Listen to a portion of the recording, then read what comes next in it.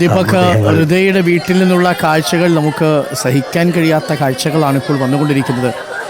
Karimba higher secondary സ്കൂളിലെ കൂട്ടുകാരികളാണ് ഹൃദയയുടെ വീട്ടിലെത്തി പൊട്ടിക്കരയുന്ന കാഴ്ചയുള്ളത്. ഹൃദയെന്നും നിതയെന്നും ഒക്കെ വിളിച്ച് എത്രയോ തവണ ഒഴിവുവേളകളിൽ ഒരുമിച്ച് കളിച്ച് നടന്ന കുട്ടികൾ ഒരുമിച്ച് ഇരുന്ന് പരീക്ഷ എഴുതിയതാണ് ഇന്നലെ. ഇന്ന് ഹിന്ദി പരീക്ഷ എഴുതാൻ ഒരുമിച്ച് തയ്യാറെടുക്കാൻ വേണ്ടി പോയതാണവർ. വീടിന് കഷ്ടിച്ച് 300 മീറ്റർ അകലെ വെച്ച് ദിശ തെറ്റി പാഞ്ഞു വന്ന സിമൻ്റ് ലോറി ദേഹത്തേക്ക് പാഞ്ഞു കയറി ജീവൻ നഷ്ടപ്പെട്ടു. ചങ്കുപൊട്ടി തങ്ങളുടെ ചങ്കായിരുന്ന മുതയെ വിളിക്കുന്ന പ്രിയപ്പെട്ട കൂട്ടുകാരിയെ വിളിക്കുന്ന കൂട്ടുകാരികളുടെ ദൃശ്യങ്ങളാണ് പ്രേക്ഷകരിപ്പോൾ കാണുന്നത്. മണിക്കൂറുകൾക്ക് മുമ്പ് തങ്ങൾക്കൊപ്പമുണ്ടായിരുന്ന ഒരു കൂട്ടുകാരി ഇങ്ങനെ ഈ അവസ്ഥയിൽ കിടക്കേണ്ടി വരുമെന്ന് അവർ സ്വപ്നത്തിൽ പോലും കരുതിയിരുന്നില്ല.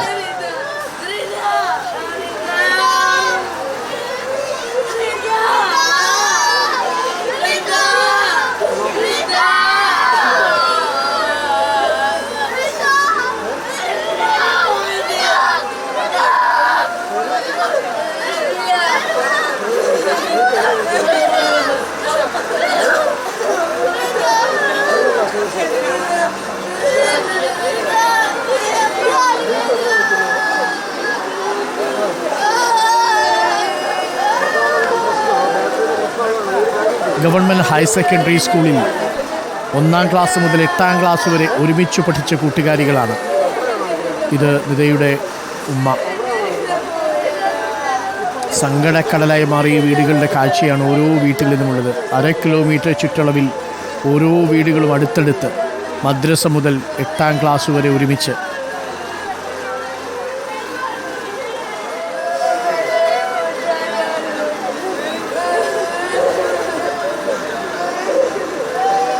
സ്കൂളിലേക്കുള്ള യാത്രയിലും തിരിച്ചുള്ള യാത്രയിലും ഒപ്പം സഞ്ചരിച്ച കൂട്ടുകാരികളാണ്.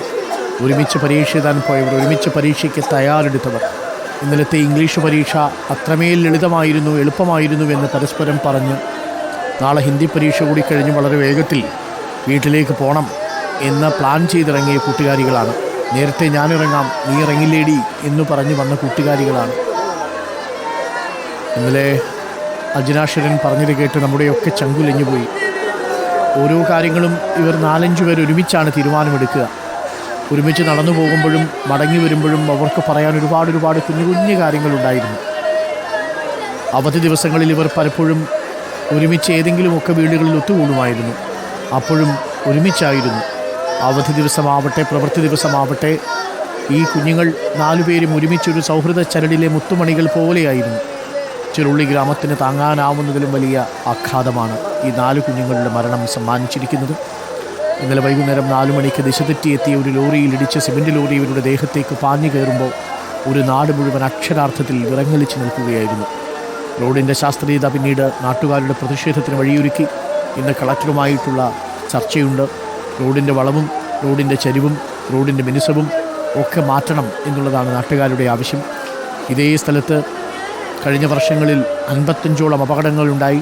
65 പേർക്ക് പരിക്കേറ്റു, 7 പേർക്ക് ജീവൻ നഷ്ടപ്പെട്ടു. ഈ വിവരങ്ങൾ നിയമസഭയിൽ കോങ്ങാട് MLA അറിയിച്ചു. പക്ഷേ അപ്പോഴും കാര്യമായ മാറ്റങ്ങളൊന്നും റോഡിന് വലിയ രീതിയിൽ വരുത്താൻ സാധിച്ചില്ല. ചെറിയ ബമ്പുകൾ വെച്ചു, ചെറിയ രീതിയിൽ അതിൻ്റെ സ്മൂത്തനിങ് മാറ്റി. അതിനുമപ്പുറത്തേക്ക് കാര്യമായ റോഡ് നിവർത്താനുള്ള നടപടികളൊന്നും ആരും ചെയ്തില്ല.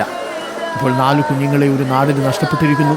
തങ്ങളുടെ പ്രിയപ്പെട്ട കൂട്ടുകാരികൾക്ക് നഷ്ടപ്പെട്ടിരിക്കുന്നു. കരിമ്പ ഗവൺമെൻറ് ഹയർ സെക്കൻഡറി സ്കൂളിന് മിടുക്കുകളായ 4 പെൺകുഞ്ഞുങ്ങളെ നഷ്ടപ്പെട്ടിരിക്കുന്നു.